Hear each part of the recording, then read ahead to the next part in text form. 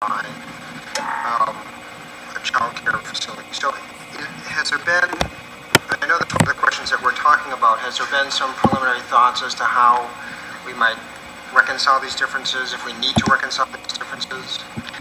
Well, I can't really address the first part of your question, but whether we need to is something we've thought about a lot. What exactly are the penalties? And that's why we're really hoping the federal government can participate, because the guidance they've given out sort of informally to people, and the Maine Children's Alliance had some documentation that was presented about LD-1689 where they didn't view the category of anyone else employed for compensation as including people who didn't have access to children, but that's not the way it's sort of written. So it may be that the federal government doesn't read it as broadly as I am. I'm just being lawyer and picking exactly what it said. And so that's why their guidance and their participation would be very helpful. They may view that as a very discrete, distinct category and you're not in substantial compliance with the federal requirements. But we aren't clear on that. The proposed rules, unfortunately, didn't explain that any better. They added some people, but they didn't really explain that other people employed for compensation category. Did that generate any questions from the committee? Yes, Senator Johnson. Thank you, Mr. Chair. Perhaps we should send an inquiry into the feds, or something, comment on their rule.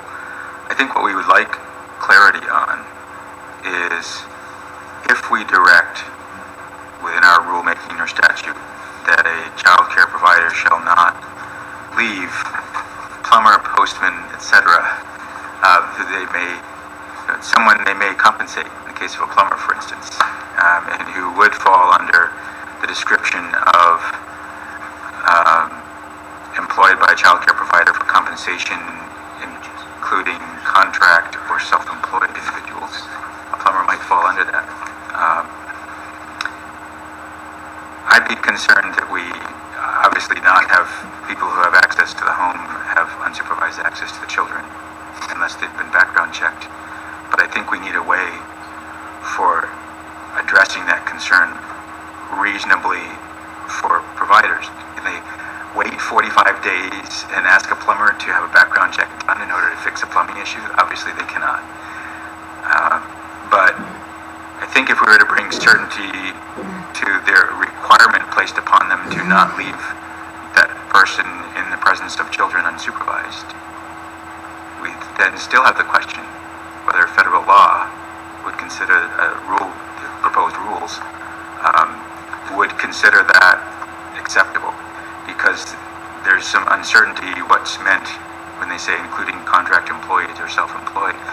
I would expect they intended to mean people you have performing the child care duties that fall under that category, as opposed to hired as regular employees. But I'm worried that plumbers might be caught in that net as well. I agree that's an area of confusion, and luckily, if the final rules do come out and we are able to get participation from people within the Administration of Children and Families, it will have to be electronic because of the federal budgeting cycle. They're not allowed to travel here because they'll be on a continuing resolution or shutdown. So hopefully continuing resolution.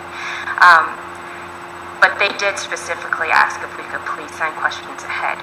So that's great. We can alert them to that issue. I will say we spoke at the chair's direction with the National Council of State Legislators, NCSL. We spoke with some staff there, and they agreed that this very issue is a huge issue and a huge point of confusion.